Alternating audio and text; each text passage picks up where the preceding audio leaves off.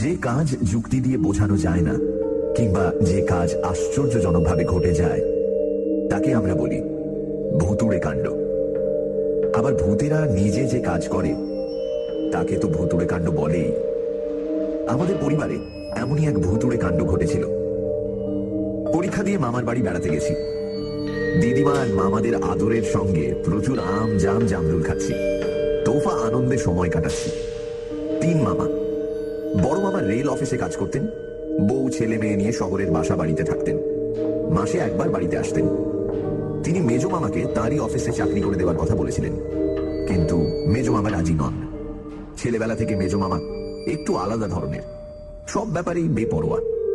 তিনি বলেছিলেন, চাকরি বাকরি আমার ধাতে পোষাবে না, আমি স্বাধীন ব্যবসা করব। তা মেজ মামা স্বাধীন ব্যবসাই শুরু করেছিলেন। 5 মাইল দূরের মাছের ভেড়ি থেকে মাছ কিনে গঞ্জের হাটে ব্যাপারীদের কাছে সেই মাছ বিক্রি করা। পরিশ্রমের কাজ, কিন্তু ভালো টাকাই হাতে থাকতো। ছোট মামা কিছু করতো না। মামাদের চাষবাসের জমি দেখতো আর অবসর সময় জাল দিয়ে পাখি ধরতো, কাঠি দিয়ে খাঁচা তৈরি করত আর তাতে পাখিগুলোকে রাখত। তবে বেশি দিন নয়, হঠাৎ একদিন খাঁচার দরজা খুলে সেই পাখিগুলোকে উড়িয়ে দিত। 1 নম্বরের খেয়ালি লোক। আমাদের গল্প অবশ্য মেজ মামাকে নিয়ে। গল্পই বা বলি কেন, একেবারে আমার চোখে দেখা ঘটনা। মেজ মামা খুব ভোরে উঠে সাইকেলে রওনা হয়ে যেতেন। খুব ভোরে, তখন ভালো করে আলোও ফুটতো না। রাস্তাটা অনেকটা পাকা নয়, মানুষের পায়ে পায়ে চলা সরু একটু রেখা। বেশ কিছুটা যাবার পর ইউনিয়ন বোর্ডের পাকা রাস্তা। একদিন ভোরবেলায় আকাশ মেঘাচ্ছন্ন, থেকে থেকে বিদ্যুতের ঝিলিকার, মেঘের গর্জন। বোঝা যাচ্ছে একটু পরেই ঝড় জল শুরু হয়ে যাবে। মেঘের ডাকে আমিও ভোর ভোর উঠে পড়েছি। উঠে মেজ মামার যাওয়ার তোড়জোড় দেখছি। দিদিমা বললেন, ওরে, এই আবহাওয়ায় আজ না হয় নাই বেরোলি। আকাশের অবস্থা ভালো নয় যে, এখনই ঝড় তুফান উঠছে। ঝড়কে দিদিমা তুফান বলতেন। মেজ মামা হাসলেন, তাহলে তো বর্ষাকালে বাড়ির বাইরেই যাওয়া যাবে না। আমার কাছে বর্ষাতি আছে, কোনো অসুবিধা হবে না। মেজ মামা যখন বের হলেন তখন ফোঁটা ফোঁটা বৃষ্টি আরম্ভ হয়েছে। বাতাসও বেশ জোর। 8 ঘন্টার মধ্যে দারুণ ঝড় উঠল। চারদিক অন্ধকার, বাজির শব্দে কান পাতা দেয়। সেই সঙ্গে তুমুল বর্ষণ। এধারে ওধারে বড় বড় গাছ মরমর করে ভেঙে পড়ল, কি বাড়ি চালা উড়ে গেল, ধসে পড়ল মাটির দেয়াল। দিদিমার কথাই ঠিক, তুফানই বটে। আমি জানলার ধারে চুপচাপ বসে প্রকৃতির এই তাণ্ডব দেখছি। একটু পরেই দিদিমা এসে আমার পাশে বসলেন। বসেই আক্ষেপ করতে লাগলেন, এই তোর চোখে বাড়ির কুকুর বেড়াল বাইরে বের হয় না, আর এত বারণ করা সত্ত্বেও ছেলেটা আমার রাস্তায় বের হলো রে। সত্যি চিন্তার কথা। এই ঝড় জলে বর্ষাতি আর মেজ মামাকে কতটুকু বাঁচাতে পারবে? হাওয়ার দাপটে সাইকেল চালানোই মুশকিল। সাইকেল থেকে নেমে যে কোনো গাছের তলায় আশ্রয় নেবেন, তাও তো নিরাপদ নয়। মাথার উপর গাছের ডাল ভেঙে পড়লেই হলো। সন্ধে পর্যন্ত একটানা ঝড় বৃষ্টি চলল। দিদিমা খাওয়া দাওয়া ছেড়ে বিছানা নিলেন, আর তারপর মেজ মামার নাম করে অঝরে কান্না। ওরে, তুই আমার কথা শুনলি না, তুই চলে গেলি, তুই আমার কথাটা শুনলি না কেন রে? সেই মেজ মামা ফিরলেন রাত 8টা নাগাদ। সাইকেল নেই, হেঁটেই এসেছেন। হাঁটু পর্যন্ত কাদা, পরনের জামা কাপড় ছিন্ন ভিন্ন। বর্ষাতির কোনো খোঁজ নেই। দিদিমা মেজ মামাকে জাপটে ধরলেন, কিছুতেই ছাড়বেন না। আর শুধু কি জাপটে ধরা, ভেউ ভেউ করে কান্না। মেজ মামা বিরক্ত হয়ে বললেন, ছাড়ো, জাপটা জাপটি আমার ভালো লাগে না। মা, করছো কি? আমি মরছি নিজের জ্বালায়। আমি জিজ্ঞাসা করলাম, মেজ মামা, তোমার সাইকেল? বটগাছ চাপা পড়ে খণ্ড বিখণ্ড হয়ে গেছে। বটগাছ চাপা? হ্যাঁ, কাঞ্চনতলার কাছে দারুণ ঝড় উঠল। বটগাছের ডাল মরমর করে ভেঙে পড়লো আমার উপর। সাইকেল ভেঙে চুরমার, আমি ছিটকে পড়লাম মাটির উপর। দেখ না। মেজ মামা চুল সরিয়ে দেখালেন। মাথার এক জায়গায় রক্ত জমে কালো হয়ে আছে। তারপর থেকে মেজ মামা কেমন যেন বদলে গেলেন। মাছের ব্যবসা বন্ধ। সারাটা দিন ঘুমিয়ে কাটাতেন। আর দুটো লাইন আছে। রাতে বেরিয়ে যেতেন। বিড়ালটার কি হল? কখন বিড়ালটার ফিরতেন কি কে হলো জানে। বলতো? ওভাবে চেঁচিয়ে উঠলো। দিদি গলা অনেক ফাটা বলতেন, নাকি রে? কিন্তু বিড়ালটার মেজ কি মামা হলো বলতো? নির্বিকার। ওভাবে চেঁচিয়ে উঠলো কেন? গলায় শেষকালে ফাটা ফুটলো দিদিমার নাকি? নির্দেশে আমি শুতাম মেজ মামার সঙ্গে, অবশ্য আলাদা খাটে। একদিন খুব ভোরে মেজ মামার ডাকে ঘুম ভেঙে গেল। এই এই ওঠ, এই ওঠ, এক কাপ চা খাওয়াতে পারবি? এই ঘরের কোণে স্টোভ ছিল, তাকের ওপর চা, চিনি, কাপডিশ। আগে আগে ভোরে বের হবার সময় মেজ মামা নিজেই চা করে খেতেন। ঘুম জড়ানো গলায় বললাম, তুমি নিজে করে খাও না। মেজ মামা যেন ভয় পেয়ে গেলেন। না, আমি আগুনের কাছে যেতে পারবো না, আমার ভয় করে। ভয় করে কথাটা মেজ মামার মুখে নতুন শুনলাম। মেজ মামা চিরকাল দুর্দান্ত প্রকৃতির, দারুণ সাহস। সেই দুর্ঘটনার পর থেকে মেজ মামা যেন কুঁকুড়ে গেছেন। কারো সঙ্গে ভালো করে কথাও বলেন না। কেউ ডাকতে এলে বলে দেন, বল আমি বাড়িতে নেই। আরো আশ্চর্যের কাণ্ড, মাথার একদিকে রক্ত জমে থাকাটা একই রকম রয়ে গেল। ওষুধপত্র, মালিশ, কিছুতেই কিছু হলো না। অগত্যা উঠে চা তৈরি করে দিলাম, নিজেও খেলাম এক কাপ। আর এক রাতে এমন এক ব্যাপার ঘটল, তাতে একটু ভয়ই পেয়ে গেলাম। কদিন গুমোট গরম পড়েছে, হাত পাখা নেড়ে নেড়ে পরিশ্রান্ত হয়ে পড়েছি। কিছুতেই ঘুম আসছে না, বিছানায় এপাশ ওপাশ করছি। বহু কষ্টে যাও বা একটু ঘুম এলো, সেটা পেঁচার কর্কশ আওয়াজে ভেঙে গেল। ভয় পেয়ে উঠে বসলাম। জানলা দিয়ে ঘরের মধ্যে চাঁদের আলো এসে পড়েছে, কোথাও একটু অন্ধকার নেই। মেজ মামার দিকে চোখ ফিরিয়েই চমকে উঠলাম। আমার মামার বাড়ির সবাই বেশ বেঁটে, মেজ মামা আবার সবচেয়ে বেঁটে।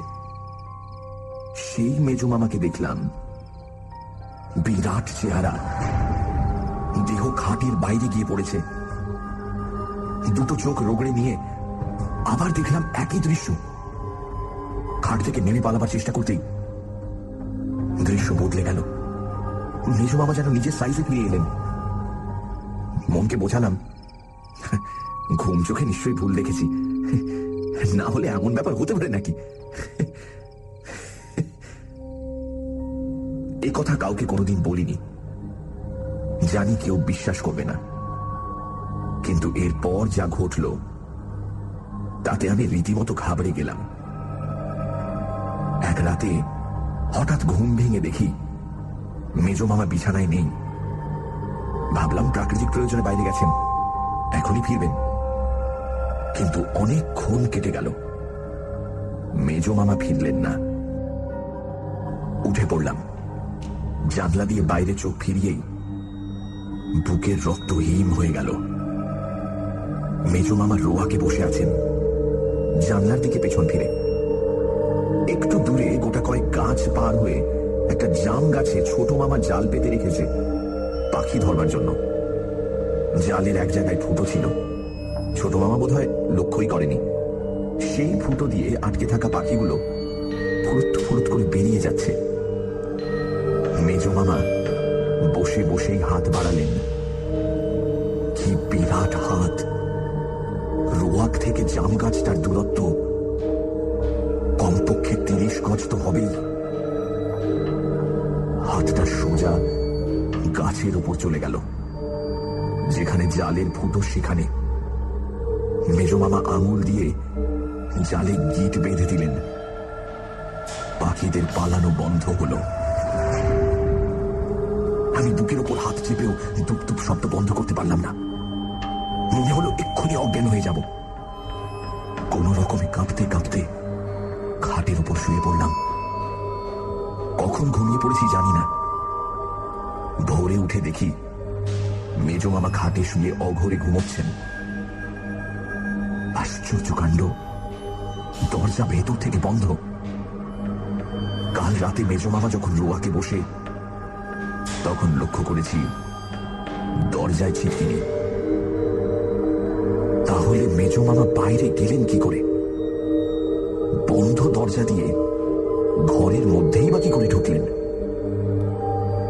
ঠিক করে ফেললাম, আর মামার বাড়ি নয়, কোনো একটা অছিলায় বাড়ি পালাবো। এটাও কি চোখের ভুল? দুবার এরকম চোখের ভুল এটা হতে পারে কখনো? দুপুরবেলা কিন্তু মত বদলে গেল। ছোট মামা জালে আটকানো পাখিগুলো নিয়ে খাঁচায় পড়ছিল, আমি তাই বসে বসে দেখছিলাম। মেজো মামাও বসেছিলেন। বেশিরভাগই ওই মুনিয়া আর টুনটুনি পাখি। একটা শুধু বড় আকারের টিয়া, গাঢ় সবুজ রং, লাল চোখ, কিছুতেই ধরা দেবে না। ছোট মামার হাতে ঠুকরে রক্ত বের করে দিল। আমি তো তখন দেখছিলামই, আরো একটা জিনিস লক্ষ্য করছিলাম। আর চোখে দেখছিলাম উঠোনে মেজো মামার ছায়া পড়েছে কিনা, আর তার পায়ের আঙুলগুলো উল্টো দিকে কিনা। দেখে হাঁপ ছেড়ে বাঁচলাম।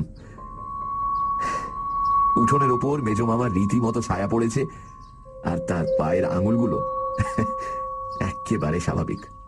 তার মানে রাতে নিশ্চয়ই আমি বিদঘুটে স্বপ্ন দেখেছি। ওই পেট গরম হলে যা হয়, পেট ঠান্ডা করার জন্য রোজ সকালে একটা করে ডাব খেতে হবে। আর তার সঙ্গে বাড়ি ফিরে যাওয়ার বিপদও আছে। এখানে তো দিব্যি হেসে খেলে বেড়াচ্ছি, আর ওখানে বাবা রোজ 5 পাতা হাতের লেখা আর 10টা অঙ্ক কষাবে। সানডে সাসপেন্স, শুধুমাত্র রেডিও মির্চি 98.3 FM এ। It's hot. সানডে সাসপেন্সে আজ হরিনারায়ণ চট্টোপাধ্যায়ের লেখা ভুতুড়ে কাণ্ড। গল্পের কথক শোনাচ্ছে অনেকদিন আগে তার মামার বাড়িতে ঘটে যাওয়া একটা ঘটনা। ছুটিতে সে মামার বাড়িতে এসেছে। 3 মামার মধ্যে মেজো মামাই একমাত্র স্বাধীন ব্যবসা করতেন। একদিন তুমুল ঝড় জল বৃষ্টির মধ্যে মেজো মামা বাড়ি থেকে বেরোলেন দিদিমার কথা অগ্রাহ্য করে। একটানা ঝড় বৃষ্টি চলল। রাতে মেজো মামা ফিরলেন, মাথায় চোট, রক্ত জমে কালো হয়ে গেছে। তার সাইকেলটি বটগাছ চাপা পড়ে ভেঙে চুরে গেছে। এরপর থেকে মেজো মামা কেমন যেন বদলে যেতে লাগলেন। কাজে যাওয়া বন্ধ করে দিলেন এবং রাতে ঘটতে লাগলো অদ্ভুত অলৌকিক সব কাণ্ড। কিন্তু মেজো মামার তো ছায়া পড়ছে, আর তার পায়ের আঙুলগুলো তো উল্টো নয়। তাহলে নিশ্চয়ই সবটাই দুঃস্বপ্ন।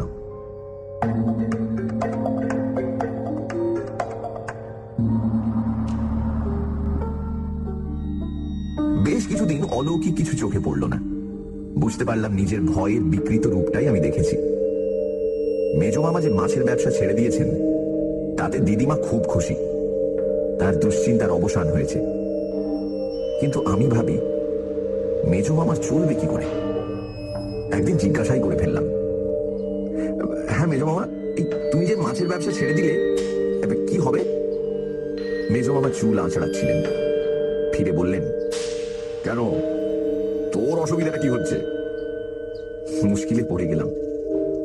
সামনে গিয়ে বললাম, না অসুবিধা আর কি, আগে তুমি মাঝে মাঝে বড় বড় মাছ আনতে। আমাকে থামিয়ে দিয়ে মেজো মামা বললেন, ও এই কথা, তোকে আজই বড় মাছ খাওয়াচ্ছি। মেজো মামা বেরিয়ে গেলেন আর ফিরলেন হাতে একটা প্রকাণ্ড রুই মাছ নিয়ে। আমি তো অবাক। আচ্ছা মেজো মামা, এর মধ্যে এত বড় মাছ পেলে কোথায়? মেজো মামা হাসলেন, একজন জেলের সঙ্গে দেখা হয়ে গেল। মাছের ঝুড়ি নিয়ে হাটে যাচ্ছিল, আমার তো সবাই চেনা, বলতেই দিয়ে দিল। দিদিমার আনন্দ আর ধরে না। বঁটি নিয়ে এসেই মাছ কুটতে বসলেন। আমি কাছে দাঁড়িয়ে রইলাম।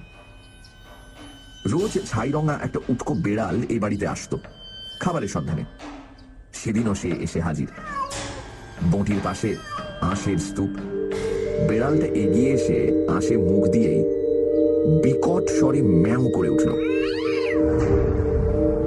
অস্বাভাবিক স্বর। কেউ যেন তার গলা টিপে ধরেছে। তারপর ল্যাজটা খাড়া করে সোজা পাঁচিলের উপরে গিয়ে উঠল। দিদিমাও ব্যাপারটা লক্ষ্য করছিলেন। তিনি বললেন, বিড়ালটা কি হলো বলতো? ওভাবে চেঁচিয়ে উঠলো কেন? গলার কাঁটা ফুটলো নাকি? কিন্তু আমি স্পষ্ট দেখেছি বেড়ালটা একটা আঁশও মুখে তোলেনি। খাওয়া তো দূরের কথা, কেবল শুঁকেই ওই রকম চিৎকার করে উঠল। গোটা ব্যাপারটা কেমন যেন অদ্ভুত মনে হয়েছিল। এমনকি দিদিমা যখন একটা কলা পাতায় বড় মাছের টুকরো ভেঙে আমায় খেতে ডাকলেন, তখন একটু ইতস্ততই করেছিলাম। তারপর মনে সাহস এনে মাছের টুকরো মুখে দিয়ে আশ্বস্ত হয়েছিলাম, না, কোনো গোলমেলে ব্যাপার নেই, দিব্যি সুস্বাদু মাছ। কত অল্পেতে আমরা ভয় পেয়ে যাই। বেড়ালটার ওভাবে চিৎকার করে ওঠার হাজার কারণ থাকতে পারে, তবে সেই দিন থেকে বেড়ালটাকে আর ধারে কাছে দেখতে পেলাম না। বোধহয় অন্য কোনো বাড়িতে আস্তানা গেড়েছে। এতদিন কথাটা দিদিমা কিংবা ছোট মামাকে বলিনি, কারণ প্রথমত সব ব্যাপারটা নিজেই ঠিক বিশ্বাস করে উঠতে পারিনি। হয়তো আমারই চোখের ভুল, কিংবা ভয়ের ছায়াটা রূপ ধরে আমার সামনে এসে দাঁড়িয়েছিল। দ্বিতীয়ত, প্রয়োজন হলে এই অলৌকিক কাণ্ড যে কাউকে দেখাতে পারবো এমন সম্ভাবনাও কম। তাছাড়া দিদিমাকে নিজের ছেলে সম্বন্ধে কি করে এসব কথা বলি? তবে আমি মনে মনে ঠিক করে রেখেছিলাম, আর একবার এরকম বিভৎস দৃশ্য চোখে পড়লেই মামার বাড়ি ছেড়ে পালাবো। এখানে আদর যত্নের লোভে তো আর বেঘরে প্রাণ দিতে পারি না। তারপর বেশ কিছুদিন সব স্বাভাবিক, কোথাও কোনো গোলমাল হলো না। মেজ মামা অবশ্য মাছের ব্যবসায় আর গেলেন না, বাড়িতেও বিশেষ থাকতেন না, কোথায় কোথায় ঘুরে বেড়াতেন কে জানে। দিদিমা জিজ্ঞাসা করলে বলতেন, একটা কিছু করবার চেষ্টায় আছি, কতদিন আর চুপচাপ বসে থাকবো। তারপরই অঘটন ঘটল। মাঝরাতে বাথরুমে যাবার প্রয়োজনে বাইরে বেরিয়ে দেখি ছোট মামা রোয়াকের এক কোণে দাঁড়িয়ে, একেবারে পাথরের মূর্তির মতো নিস্পন্দ, নিশ্চল। আমি কাছে যেতেই আঙুল দিয়ে বাগানের দিকে দেখালো, আর তারপর আমি যা দেখলাম তাতে আমার মাথা ঘুরে গেল। একটা গাছের ডালে মেজ মামা পা ঝুলিয়ে বসে। মেজ মামা মানে মুখটা মেজ মামার, কিন্তু দেহটা বিরাট। মাথাটা প্রায় গাছের মগডালে ঠেকেছে, পা দুটো মাটির অল্প উপরে, কিসব খেয়ে খেয়ে বাগানের মধ্যে ছুঁড়ে ফেলছেন। একটা ছিটকে এসে রোয়াকের উপর পড়তে নিচু হয়ে দেখেই চমকে উঠলাম। রক্ত মাখা হাড়ের টুকরো, সমস্ত শরীর থরথর করে কেঁপে উঠল। মনে হলো এক্ষুনি বুঝি অজ্ঞান হয়ে লুটিয়ে পড়ব। ছোট মামা আমার অবস্থাটা বুঝতে পেরে আমার হাতটা শক্ত করে ধরে ঘরের মধ্যে নিয়ে এসেছিল। তারপর দিন 15 কি হয়েছে আমি জানি না। দারুণ জ্বরে আমি প্রায় বেহুঁশ। দিদিমা চেয়েছিলেন আমার বাবাকে খবর দিতে, কিন্তু ছোট মামা অনেক বুঝিয়ে তাকে নিরস্ত করেছিল। ছোট মামা বলেছিল, শুধু ভয় পেয়েই আমার এই জ্বর। ডাক্তারেরও তাই মত। এর মধ্যে বাবাকে টেনে নিয়ে এলে আসল ব্যাপারটা তাকে জানাতে হবে। স্বাভাবিকভাবেই কথাটা বাবা বিশ্বাস করবেন এটা আশা করা যায় না। অথচ তার পরের দিন সকালে দিদিমার পোষা ছাগলটা নিখোঁজ। খুঁজতে খুঁজতে বাগানের মধ্যে তার ছিন্ন মুন্ডটা পাওয়া গিয়েছিল। চারদিকে রক্ত মাখা যেসব হাড়ের টুকরো পাওয়া গেল, সেগুলো যে ছাগলেরই হাড় সে বিষয়ে কোনো সন্দেহ নেই। কিন্তু এমন কথা কে বিশ্বাস করবে, বিশেষ করে শহরের লোক? মেজ মামা নাকি আশ্চর্যভাবে শান্ত হয়ে গিয়েছিলেন। হাঁটুর উপর মাথাটা রেখে চুপচাপ বসে থাকতেন ঘরের মধ্যে। হাজার ডাকে সাড়া দিতেন না। খেতে ডাকলে রুক্ষ কণ্ঠে উত্তর দিতেন, খিদে নেই, আমার শরীর খারাপ। দিদিমা যে মেজ মামাকে এত ভালোবাসতেন, সেই দিদিমা ছোট মামার কাছে সব শুনে মেজ মামার ধারে কাছে ঘেঁষতে চাইলেন না। আমি যখন সেরে উঠলাম, ততদিন ব্যাপারটা অনেক দূর এগিয়েছে। শোবার ব্যবস্থা পাল্টে গেছে। এক ঘরে আমরা 3 জন শুতাম।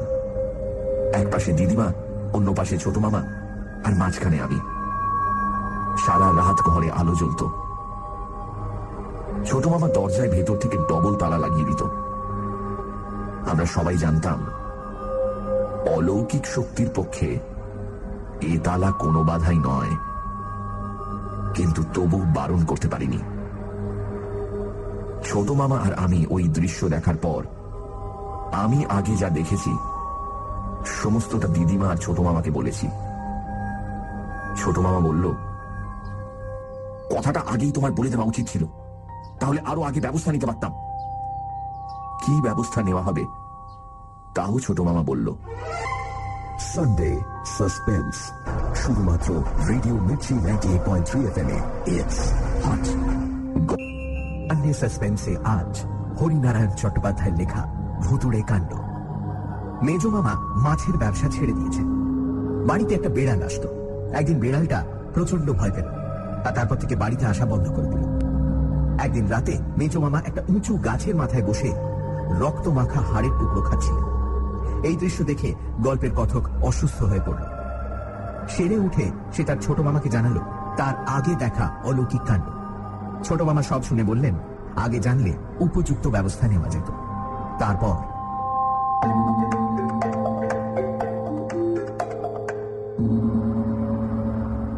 বদনপুর এখান থেকে 2.5 মাইল।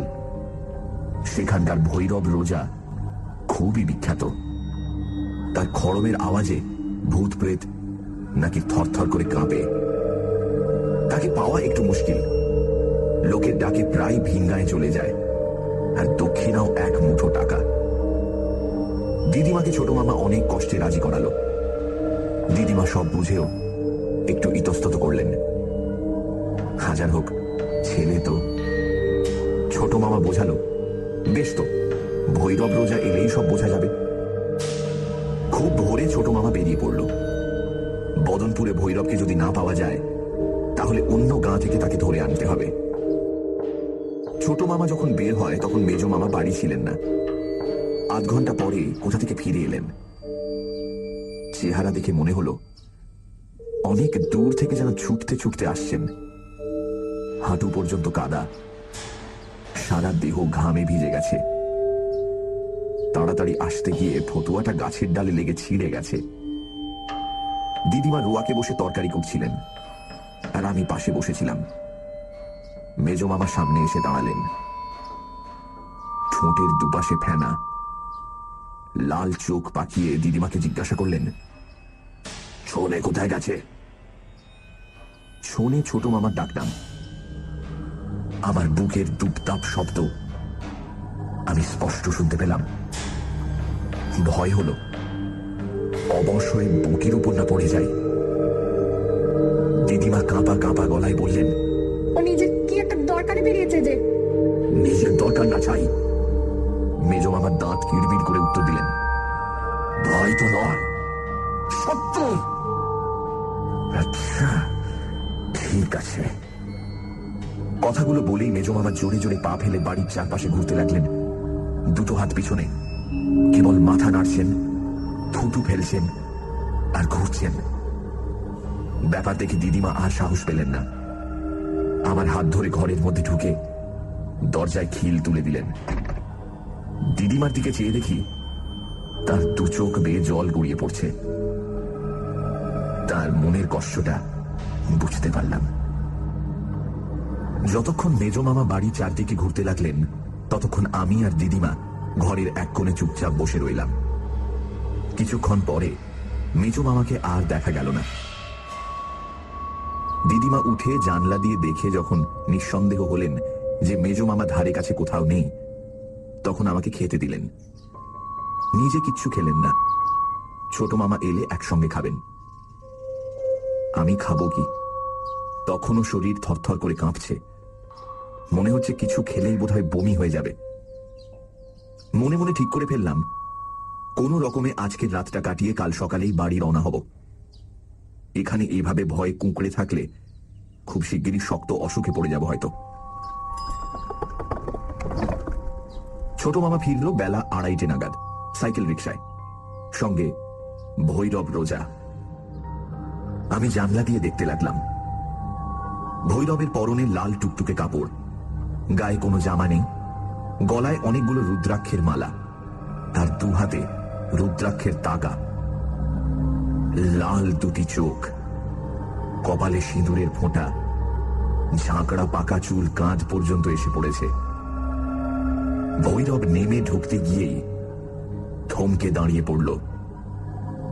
বাতাসে কি যেন শুঁকল।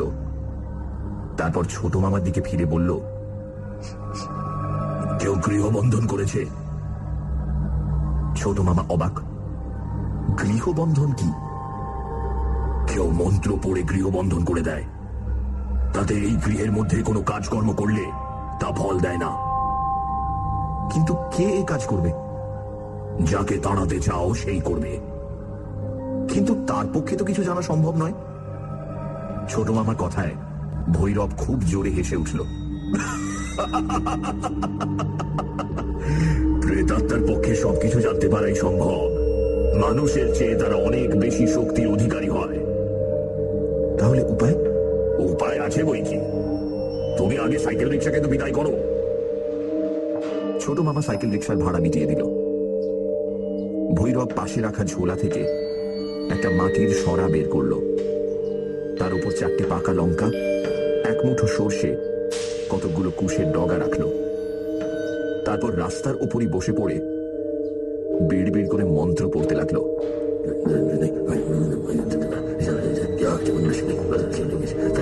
মন্ত্র পড়ার সঙ্গে সঙ্গে সেই লঙ্কা, সর্ষে আর কুশের ডগা আমাদের বাড়ির দিকে ছুটতে লাগলো। পিছনে নিঃশ্বাসের শব্দ হতে ফিরে দেখলাম দিদিমা এসে দাঁড়িয়েছেন। তার চোখে তখনও জল। 8 ঘন্টা পরে ভৈরব উঠে দাঁড়ালো। ঠিক আছে, এবার বাড়ির মধ্যে চলো। ভৈরবের কাণ্ড কারখানা দেখে ইতিমধ্যেই রাস্তার ওপর গাঁয়ের কিছু লোক জড়ো হয়েছিল। ভৈরবের পিছন পিছন তারা বাড়ির মধ্যে এসে ঢুকল। উঠোনে মাটি দিয়ে বেদি করা হলো, তাতে কাঠ, শুকনো ডালপালা দিয়ে আগুন জ্বালানো হলো। ভৈরব সেই অগ্নিকুণ্ড প্রদক্ষিণ করতে করতে মাঝে মাঝে কাঠি করে ঘি ছিটিয়ে দিতে লাগলো। সঙ্গে সঙ্গে আগুন দাউ দাউ করে জ্বলে উঠতে লাগলো। ততক্ষণে সাহস পেয়ে আমি রোয়াকে গিয়ে বসেছি। দিদিমা আমার পাশে, ছোট মামা ভৈরবের কাছে তার ভাই ফরমাইশ কাটছে। 8 ঘন্টা কিচ্ছু হলো না, সব নিস্তব্ধ। শুধু ভৈরবের রুক্ষ গলায় মন্ত্রপাঠের শব্দ শোনা গেল। হিম ক্রিম ছট করে অদ্ভুত ভাষা। আমি যখন ভাবতে শুরু করেছি যে সবটাই বুঝল কি, তখন হঠাৎ শোঁ শোঁ আওয়াজ। ঠিক অনেক দূর থেকে ঝড় এলে যেমন হয়। পশ্চিম দিকের গাছপালাগুলো ভীষণভাবে দুলতে লাগলো। গাছের ডালে বসা কাকের দল চিৎকার করে আকাশে পাক খেতে লাগলো। একটু পরেই গাছপালার পিছন থেকে মেজো মামা এসে হাজির।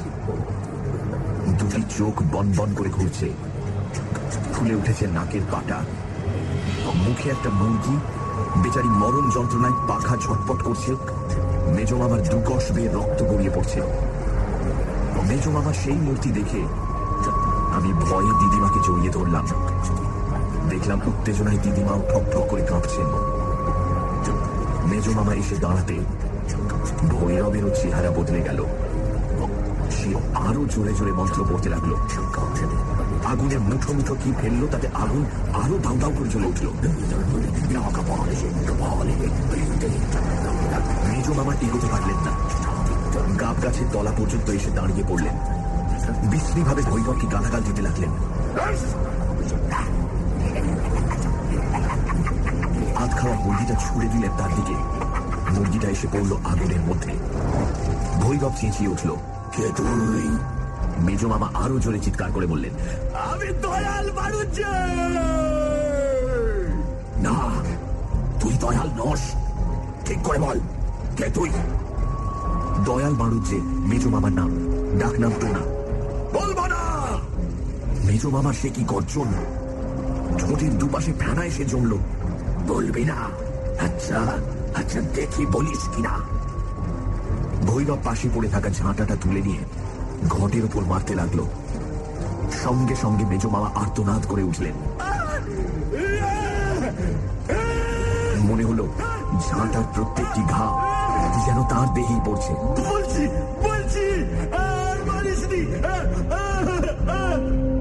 মেজ মামা গাছতলায় বসে পড়লেন। ভৈরব ঝাঁটা আছড়ানো শব্দ বন্ধ করল। আমি মহিন্দার ডোম। ভৈরব দিদিমার দিকে চোখ ফেরালো। আপনি চেনেন এই মহিন্দার ডোমকে? দিদিমা একটু ভেবে নিয়ে বললেন,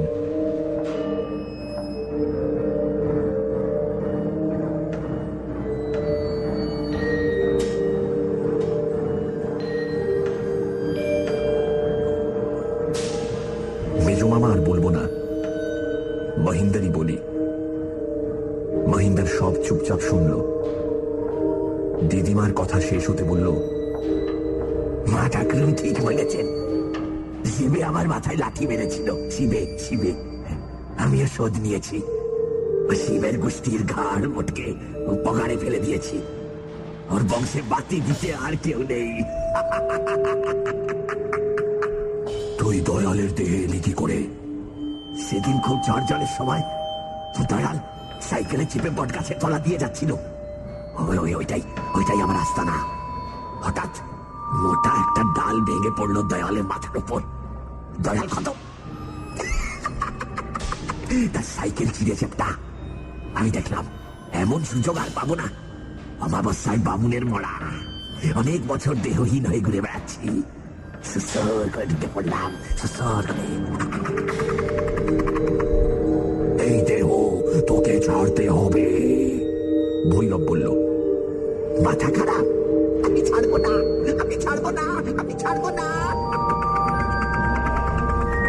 তবে রে, আবার ঘটের উপর ঝাঁটার আছড়ানি।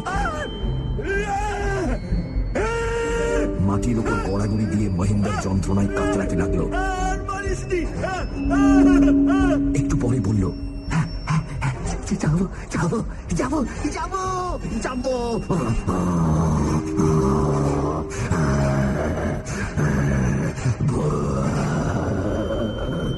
কি করে বুঝবো তুই গেছিস? কি করতে হবে বলো? কি করতে হবে? ভৈরব এদিক ওদিক দেখল। উঠোনের এক পাশে মরচে ধরা একটা বর্গা পড়েছিল। সেই দিকে আঙুল দেখিয়ে ভৈরব বলল, ওটা দাঁতে করে তুলে নিয়ে যেতে হবে। আর একটা কথা, বলো। গা থেকে 50 মাইল দূরে চলে যেতে হবে। ঠিক আছে, কাসন্দীপুরের শ্মশানে আস্তানা বাঁধবো। এদিকে আর আসবো না।